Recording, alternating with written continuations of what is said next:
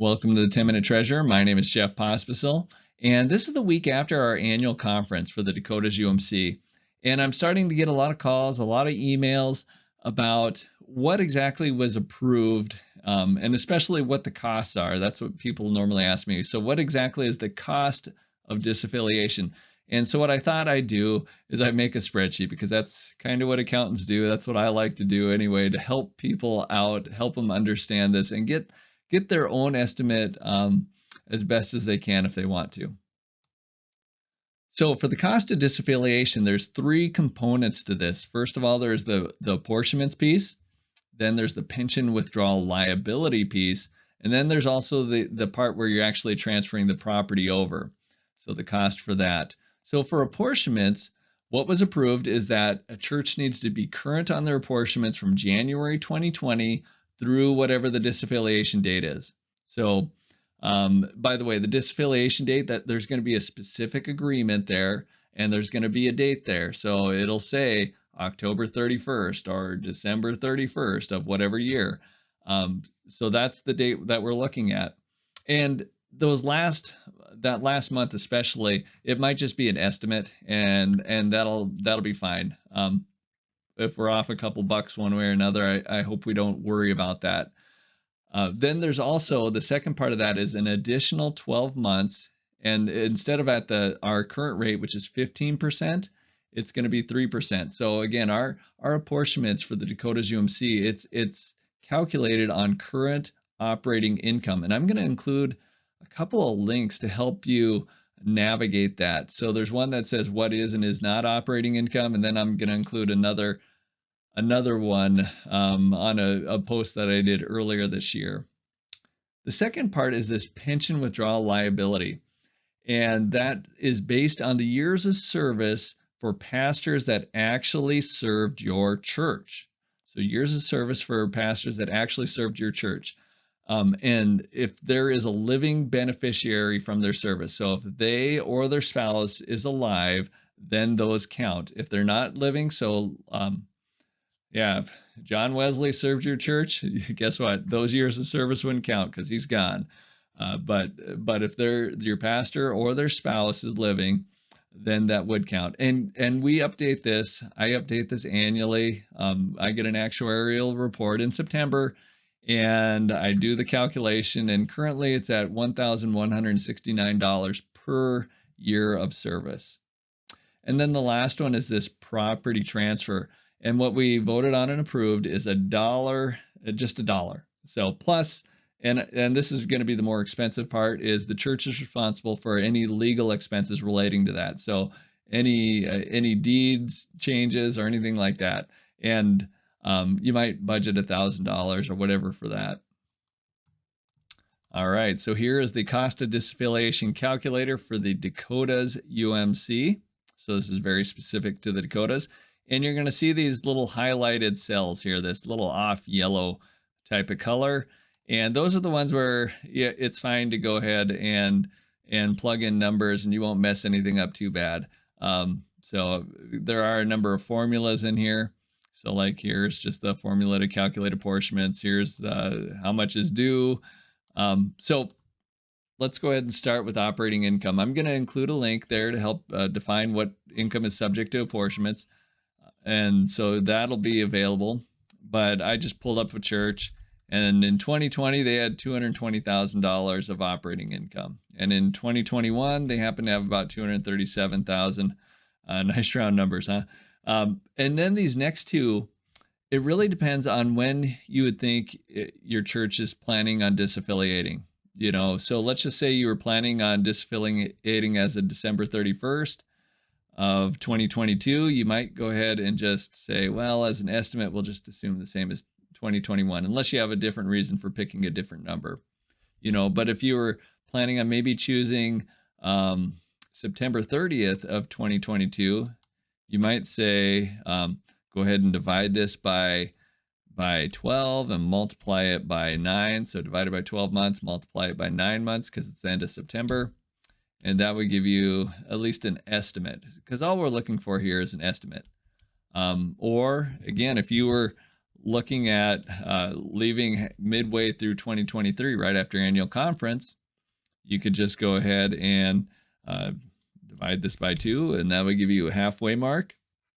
This added 12 months. So we are looking at 12 months and a reasonable estimate on that. So, I mean, again, you could use that 2021 number and plug that in, and maybe that's a reasonable estimate for whatever the previous 12 months would have been. And then these are the apportionments that you've actually paid. So again, if you are just paying along just same as normal, and this is how you've been calculating them,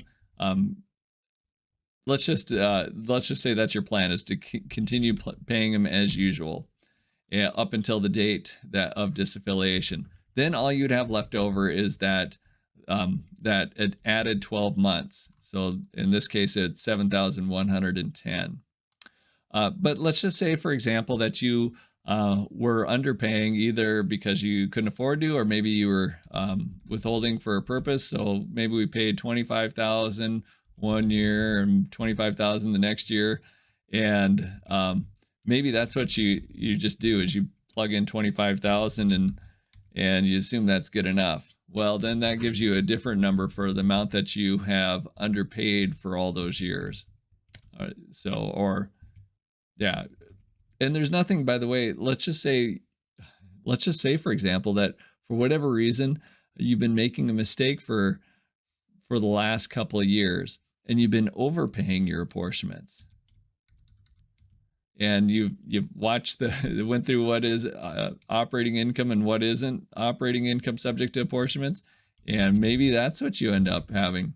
Well, then you could start trying to rectify that in the last months before you end up disaffiliating. So either way, so I'm just going to go ahead and change these all to that we're planning on just paying like regular, like clockwork, all the way through the date of disaffiliation.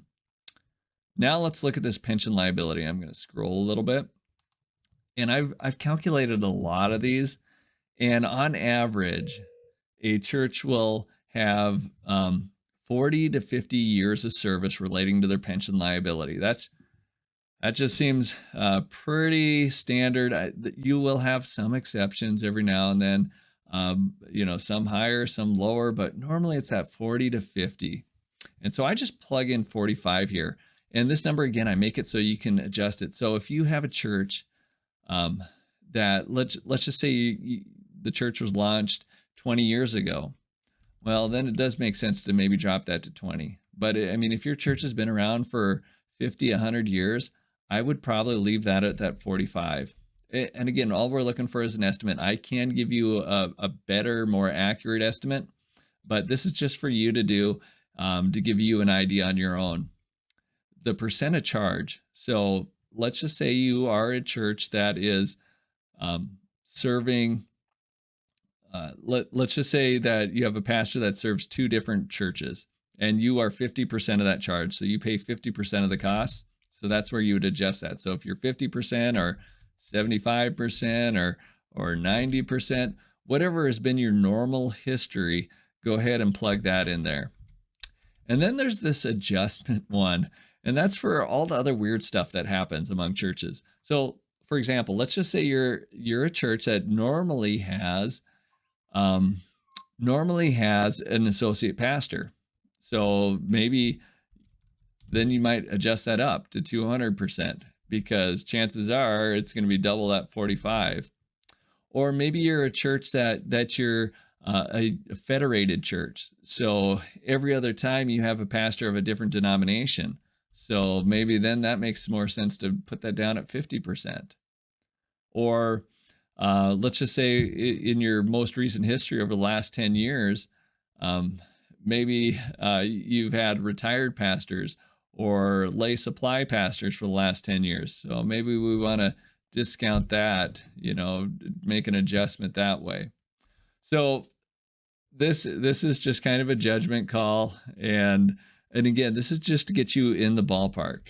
But let's just go ahead and change that back to 100%. And then this cost per year, I actually don't want you to adjust that. So I'm going to go ahead and I'm going to change that. I'm going to adjust that eventually, because this one, what it does is I calculate it, and it's updated. I update it every September, or right around there when I get the new valuations. And so the average is going to be for a normal church that has had one pastor for most of its time. It's over 50 years old. It's going to be about right around 52,000.